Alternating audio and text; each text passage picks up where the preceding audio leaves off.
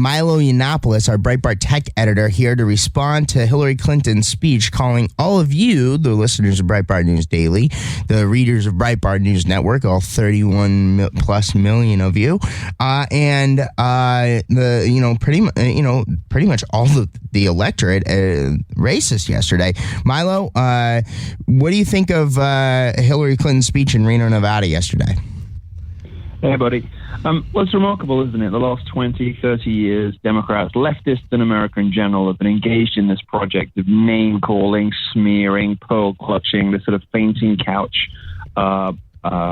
branding of people with these scary words like racist, sexist, homophobe, transphobe. Well, this kind of oppressive name-calling and smearing, the attempt to control other people through scaremongering effectively, is precisely what created the conditions for this vibrant new bit of conservatism that we're calling the alt-right. It is what has made Trump possible. It is what has made, in part, what has made Breitbart a success. You know, it's been the failures and the stupidities of our enemies. Now, Hillary Clinton has observed the actions of people like her creating this alt-right, creating Trump, and determined that the way to beat it is more of the same. She's worked out that having been name-calling people for 30 years, the way to fix the problem that she's created now, this vibrant opposition that hate the identitarian politics of the left and want to smash political correctness and just don't care about these silly allegations of racism and sexism anymore, the way to beat them is even more of the same. Hillary Clinton created the alt-right that she spoke about yesterday. Her and people like her.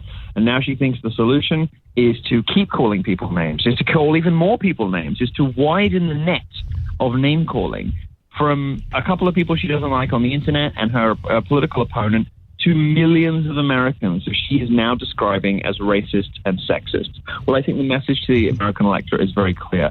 Unless you exist in this little snowflake universe, this crazy far left politics, the Democrat Party, in university campuses, unless you exist in this fringe far left milieu, Hillary Clinton is coming for you, and she thinks you're a racist and a sexist. That's going to have electoral consequences. Now, Milo, it's interesting that she's decided to go down this road and also go down this road really early. Last time I checked, nobody ever won an election by running against the electorate. That's the thing that is the most interesting thing to me. I mean, she seems to be trying to divide the electorate and say it's just these little group over here. But I mean, ultimately speaking, her attacks are attacks on millions and millions and millions of people who are going to be voting. That's the most interesting thing to me here is that, and we talked last night to the Trumpocrats is what they're calling themselves. These are former lifelong Democrats who have never voted for Republicans before in their lives. Their executive director actually supported Bernie Sanders in the primary, and they've launched a pact that they're now going out there and bringing Democrats who are fed up with the Democratic Party because Hillary Clinton is the nominee over to vote for Trump. They say it backfired. And they say that this is going to cause more Democrats to leave the Democratic Party and join Donald Trump's campaign. I mean, what do you think about that? Yeah, well, Hillary focusing on these supposed, racial overtones. And she was, even in the speech last night, which was very strongly worded and very sternly delivered, like schoolmarmishly delivered, her language was still guarded because it has to be, because she cannot plausibly claim that either Trump or any of the people that like Trump are these closet racists or anti-Semites or sexists. This is the worst of the progressive left in America, distilled into a 20-minute speech or however long this short speech was, distilled into a moment of conspiracy theorizing and lunacy and name-calling, the very worst instincts of the left. It doesn't surprise me that people who used to vote Democrat, people who, would reflexively think of themselves as left-wing, who've never considered voting for a Republican candidate before, would watch this and think, what is wrong with this woman? Why is she coming for half the electorate? Well, the Democrats haven't understood yet is that the nannying and the controlling behavior of the authoritarian progressive left in America, all of its tendrils in culture and entertainment, the news business, politics, and academia, the tendency to police everything, to call everything names, to call everyone names, to look for sexism, look for racism where it isn't, and to come up with all of these extraordinary conspiracy theories about how supposedly transphobic and homophobic America is, when everyone knows that it isn't. This is a losing strategy. This is offensive to many ordinary people with respectable, reasonable concerns about immigration, anxieties about, for instance, mass immigration from the Middle East. The single biggest problem in the world today is a threat from radical Islam and terrorism.